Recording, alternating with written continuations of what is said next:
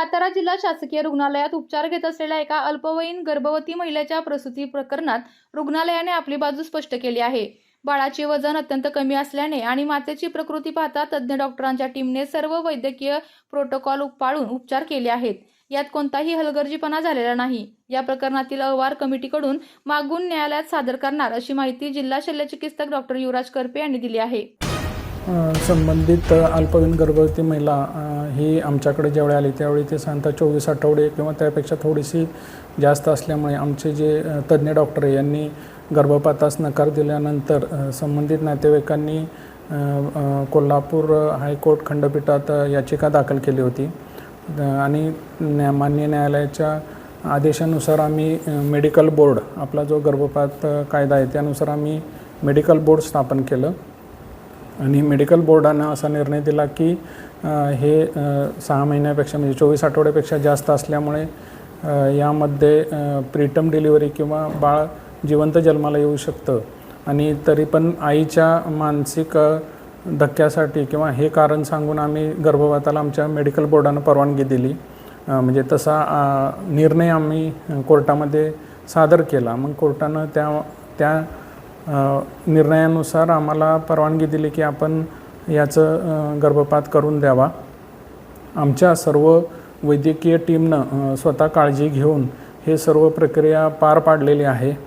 पण दुर्दैवानं ते जे अर्भक आहे ते 750 ग्रॅमचंच असल्यामुळं आम्ही त्याला आमचा जो एसेन्सिव्ह प्रोटोकॉल असतो त्याच्यानुसार उपचार दिलेले आहेत। यामध्ये नातेवाईकांचा जो आरोप आहे की बाळाला पाजू दिलेलं नाही किंवा ब्रेस्ट फिडिंग करून दिलं नाही, तर मी या ठिकाणी सांगू इच्छितो की 750 ग्रॅमचं जे अर्भक आहे ते स्वतःहून ब्रेस्ट फिडिंग घेणं शक्यच नाही आहे आणि जर समजा आम्ही इतर मार्गानं ड्रॉपर किंवा चमच्यानं पाजायचा प्रयत्न केला असता तर ते बाळाच्या गिळू शकत नाही, ते घशामध्ये आणि फुफ्फुसामध्ये जाऊन बाळ अचानक सिरियस झालं असतं।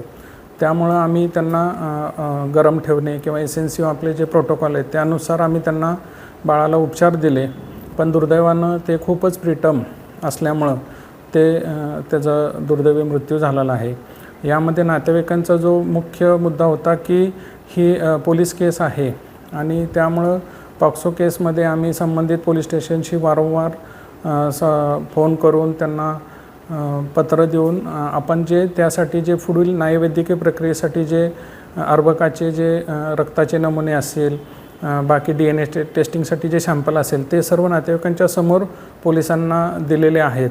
आमच्या वैद्यकीय टीमनं कोणताही निष्काळजीपणा या ठिकाणी केलेलं नाही। जेवढं सूक्ष्म जे व्यवस्थित करता येईल तेवढं केलेलं आहे आणि आज रोजी आम्ही त्या संबंधित मातेला डिस्चार्ज देत आहोत आणि ते आईचा रक्तगट निगेटिव्ह असल्यामुळे आम्ही त्या मदरला इंजेक्शन अँटीटी जे लागतं ते पण आम्ही दिलेलं आहे आणि आम्ही सर्व प्रक्रिया व्यवस्थित पार पाडून सर्व आमच्या टीमनं केलेलं आहे। फक्त नातेवाईकांचा काहीतरी गैरसमज झाला असेल त्यामधून त्यांनी असं केलं असं मला या ठिकाणी वाटतं आहे।